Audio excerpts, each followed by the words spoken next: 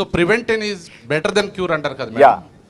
So నాకు తెలిసి అయితే డయాలసిస్ సెంటరు వైజాగ్ నుంచి పలాస వచ్చింది అనుకుంటాం, బట్ రీచెస్ ఎలా అవుతుంది దానికి అవగాహన చేయవలసిన అవసరం అయితే చాలా ఉంది.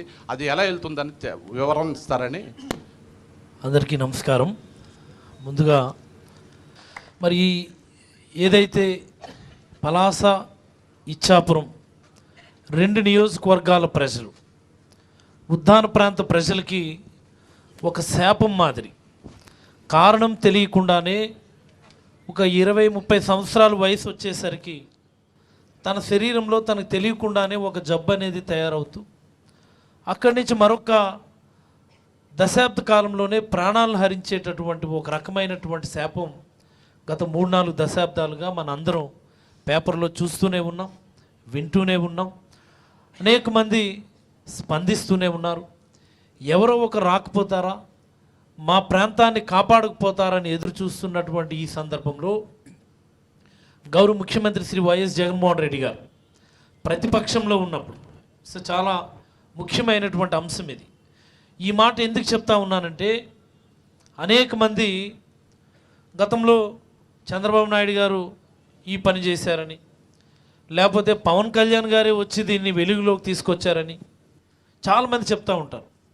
పవన్ కళ్యాణ్ గారు వచ్చి వెలుగులోకి తీసుకొని రావటం ఏంటి? నేను ఎండి చదువుతూ ఉన్నప్పుడు, అంటే వే బ్యాక్ ఇన్ 2004-2005 టైంలో, అప్పుడే రాజశేఖర రెడ్డి గారు కొత్తగా ముఖ్యమంత్రి అయినటువంటి సందర్భంలో విపరీతంగా ఇక్కడ కిడ్నీ జబ్బులు అనేవి ఐడెంటిఫై అవుతూ ఉన్నాయి అన్నప్పుడు ఒక మెడికల్ సర్వేలెన్స్ టీం పంపించినప్పుడు I'm one of the member in that team. మాకు టీమ్ లీడర్గా డాక్టర్ రవిరాజ్ గారు రినౌండ్ నెఫ్రాలజిస్ట్ ఉన్నటువంటి సందర్భం. సో ఇది ఎవరో కొత్తగా వచ్చి వెలికి తీసి మేమేదో ప్రపంచానికి చాటి చెప్పాము అని అనిపించుకోకూడదు అన్నటువంటిది నా ఉద్దేశం. అప్పటి నుంచి ప్రయత్నాలు చేస్తే జగన్మోహన్ రెడ్డి గారు అపోజిషన్లో ఉన్నప్పుడు 2017 మే 19వ తేదీ, that's a land mark date in the history of Uddanam. 2017 May 19th ఇదే ఉద్దానంలో కవిటి మండలం జగతి గ్రామం దగ్గర కొన్ని వందల కిడ్నీ జబ్బుల పేషెంట్లతో నేరుగా ఆయన ఇంటరాక్ట్ అయ్యి వాళ్ళ బాధలు, వ్యధలు, కన్నీళ్లు చూసి ఆ రోజు ఆయన ఒక ప్రామిస్ చేశారు. మన ప్రభుత్వం వస్తే ఈ ప్రాంతంలోనే ఒక రీసెర్చ్ హాస్పిటల్ నేను పెట్టిస్తాను. మరి ఇప్పటి వరకు ఉన్నటువంటి పరిశోధనలకు సంబంధించినటువంటి వాట్ ఐ మీన్ దాన్ని ఒకసారి మనం అనలైజ్ చేస్తే గ్రౌండ్ వాటర్స్ వల్ల ఇబ్బంది ఉంది అన్నటువంటిది అనిపిస్తుంది. కాబట్టి సర్ఫేస్ వాటర్స్ని ప్రతి గ్రామానికి నేను సప్లై చేయిస్తాను అని చెప్పి ఆ రోజు ఆయన ఇచ్చినటువంటి ప్రామిస్. నిజంగా జగన్మోహన్ రెడ్డి గారి బృందంలో నేను ఒక సభ్యుడిని కాబట్టి జగన్మోహన్ రెడ్డి గారిని పొగడం కాదు, లేకపోతే వైఎస్ఆర్ కాంగ్రెస్ పార్టీలో కార్యకర్తగానో ఎమ్మెల్యేగా ఉండి ఆయన్ని పొగడం కాదు. ఎంతమంది నాయకులు మనం చూస్తాం, మనం మాట ఇచ్చి ఆ మాట మీద నిలబడ్డం ఇదేమి చిన్న విషయం కాదు కదా. ఇది ఒక సుమారుగా 80 కోట్ల ప్రాజెక్టు, అదొక 700 కోట్ల ప్రాజెక్టు. ప్రభుత్వం వచ్చిన వెంటనే మొట్టమొదటి ప్రోగ్రామ్గా, this please mark my word every one of you, మొట్టమొదటి ప్రోగ్రామ్గా మళ్ళీ పలాస వచ్చి శంకుస్థాపన చేసి వెళ్ళి ఈరోజు ప్రారంభం కూడా మనం చేసుకున్నాం. మరి ఇంత హాస్పిటల్ గురించి ఒక మాట చెప్పాలి. ఇటీవల కాలంలో కొంతమంది రకరకాలుగా మాట్లాడుతూ ఉన్నారు. హాస్పిటల్ అయితే కట్టారు, ఇంకా అది పూర్తిగా పనిచేయడం లేదు, అక్కడ నెఫ్రాలజిస్టులు లేరని చెప్పి కొంతమంది విమర్శిస్తూ ఉన్నారు. వాళ్ళందరికీ నేను ఒక విషయం చెప్పదలుచుకున్నాను. ఆ సూపరింటెండెంట్ గారు ఇప్పుడే ఒక మాట చెప్పారు. It's an 1 month old baby. This research hospital is a 1 month old baby. ఇందులో ఉన్నటువంటి అన్ని డిపార్ట్మెంట్స్ ఫంక్షనింగ్ అవ్వడానికి, ఫర్ ఎగ్జాంపుల్ మైక్రోబయాలజీ ల్యాబే ఉంది. హాస్పిటల్ ఇనాగరేట్ అయిన తర్వాత ల్యాబ్ స్టార్ట్ చేద్దామని అనుకున్న తర్వాత వీక్లీ గ్యాప్లో మినిమం ఒక 4 స్వాబ్స్ కల్చర్కి మేము పంపించాలి. అవి స్టెరైల్ అని రిపోర్ట్ వస్తే తప్ప మైక్రోబయాలజీ ల్యాబ్ని స్టార్ట్ చేయడానికి మాకు అనుమతి ఉండదు. అలాగే ప్రతి డిపార్ట్మెంట్ కూడా this kind of technical specifications, technical compulsions మాకు ఉన్నాయి. It's a 1 month old baby.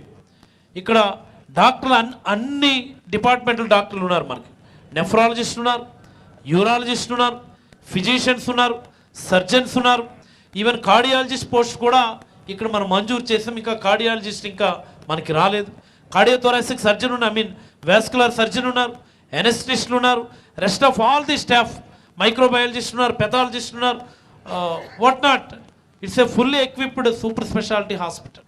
మంత్రి గారు చెప్పిన దాంతో ఏకీపిస్తారా? అవునైతే అవును అనండి.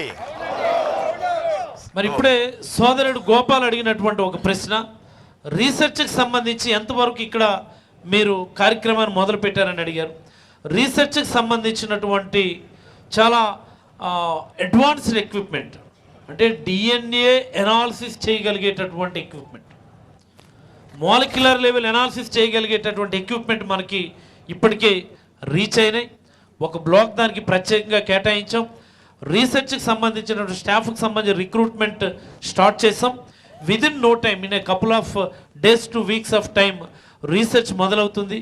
వన్స్ రీసెర్చ్ యాక్టివిటీ మొదలైన తర్వాత ప్రత్యేకంగా ఒక ప్రెస్ మీట్ ఆర్గనైజ్ చేసి ఈ ప్రాంతంలో ఉన్నటువంటి ఎవ్రీవన్ ఇక్కడికి వచ్చి తన ఆరోగ్య స్థితిని చెక్ చేయించుకొని అవసరమైనటువంటి సలహాలు సూచనలు తీసుకొని కిడ్నీ జబ్బులు రాకుండా ఏం చేయాలన్నటువంటి ఒక వాట్ ఐ మీన్ దానికి సంబంధించినటువంటి కౌన్సిలింగ్ ఇచ్చి కిడ్నీ జబ్బుతో ఉన్నటువంటి వాడు రెగ్యులర్గా ఎలా ఫాలో అప్ అవ్వాలన్నటువంటి ఒక కంటిన్యూస్ ఫాలో చేస్తారా? Every citizen in this area will be screened out. Every citizen. చాలా గొప్ప విషయం కాదా?